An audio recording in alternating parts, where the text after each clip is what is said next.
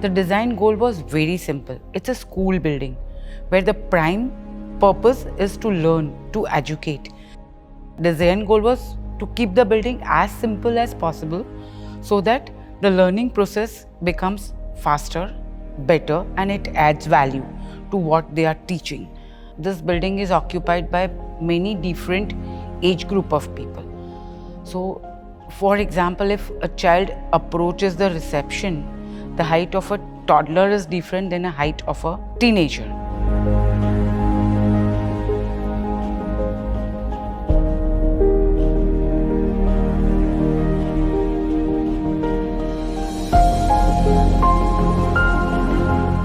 Toddler doesn't think much before using the space. So the key elements over there were a little softer. They don't hurt the kids.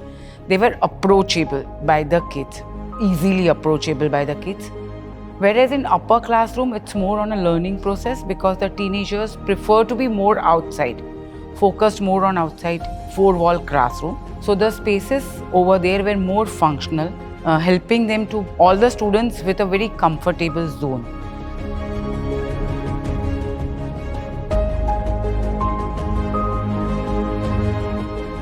So the classrooms for upper classrooms, higher and middle classrooms were little more functional with less key elements, wherein the toddler zone had more key elements and more softer elements. This was the elements we had kept in mind while designing this.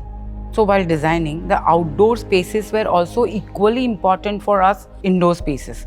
The podium that we have created outside the school where children can safely gather, the steps which were more like a sitting space on an auditorium space becomes again a gathering space for kids where a lot of outdoor activities, outdoor teachings, outdoor exercises, outdoor activities can take place.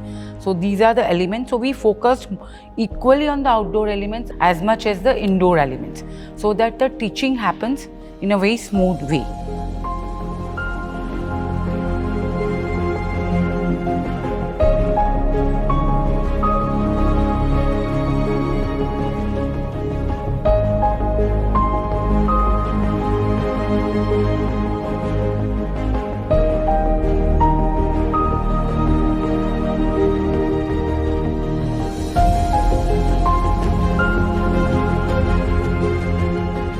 Then we thought that why shouldn't a building have its own identity? Rather than school being known by its name, why can't it be known by its building? That this is a school and this has a very particular building. So that was the cultural impact that we tried to bring into the building, giving an identity, giving it a power, giving it a design that symbolizes its identity. The design should become the identity of the school.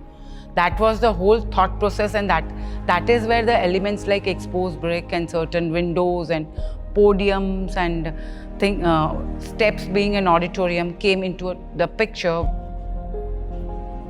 If you see, the entrance for the toddler zone has been separated out in such a way that they are part of the main building, but they don't interfere into the day-to-day routine of the building because they are toddlers. When you handle them, you have to be careful with their movements, with their circulation.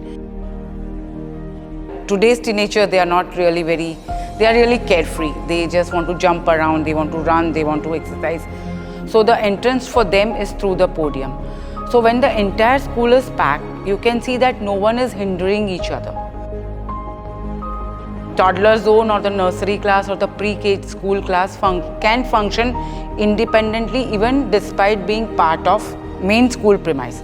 Similarly, reception. If you come on the reception, you can feel the scale of the school. You can't really see what is going on behind in the teaching experience. When you enter through the door, you see that gigantic reception, that beautiful reception, which gives you ease. One side is waiting zone. There's a free movement zone where the toddlers and kids can move around without hampering the parents or the day-to-day activity. And similarly, the reception and administration can function very peacefully without hampering the day-to-day activities and teaching going on in the back part of the city.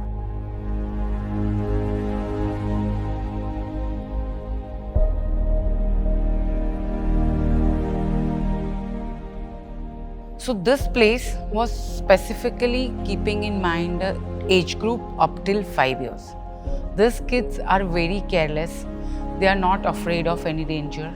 They are running around. They want lot of open space.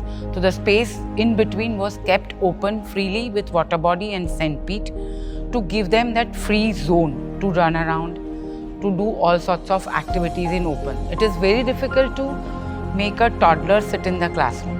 And that was the reason why the walls in opening up into this central area was made out of glass, so that the space outside and inside gets connected. Second, these kids they don't follow any discipline or order. They'll sit wherever they want to. So the elements that was created in the partition along with glass were circular with lot of soft material, where they can sit, they can relax, they can enjoy. Library, instead of giving a particular chair, we have given them steps in the furniture where they can climb, they can sit on it, they can read. So these kids don't understand the concept of sitting on table and chair and reading. There are 12 classrooms and we had divided it into a zone of 4-4-4. First 4 had a theme of season. Second 4 had the theme of color. Third zone had the theme of shapes. So accordingly, the entire furniture of that classroom was designed. The chairs represent different animals. This gives the kids the identity. I have to go to the classroom where the monkey is. I have to go to the classroom where the giraffe is. I have to go to the classroom where the rabbit is. So furniture gave them the identity and bifurcation which class you belong to. Similarly, the shapes, the colors, because these are the things they are being taught. When I'm taught about colors in the class and when I come out, I see those colors everywhere in the open space also. Even in the classroom, I see those shapes in the classroom. So I can relate faster, my teaching gets enhanced. Thought about education is it's not book, pen and paper. It's your overall growth, it's learning. See, coming first or second or third in a 3,000 or 4,000 student is not a challenge. It's easy. The challenge is to face the world outside. Every child has a different capabilities and potentials. So the basic purpose of the education is to identify those potentials and abilities and help the child to grow in that direction and become a better human being, giving back something to society from what they have learned. Okay, so as I said, the outdoor spaces are also very important as a part of the school.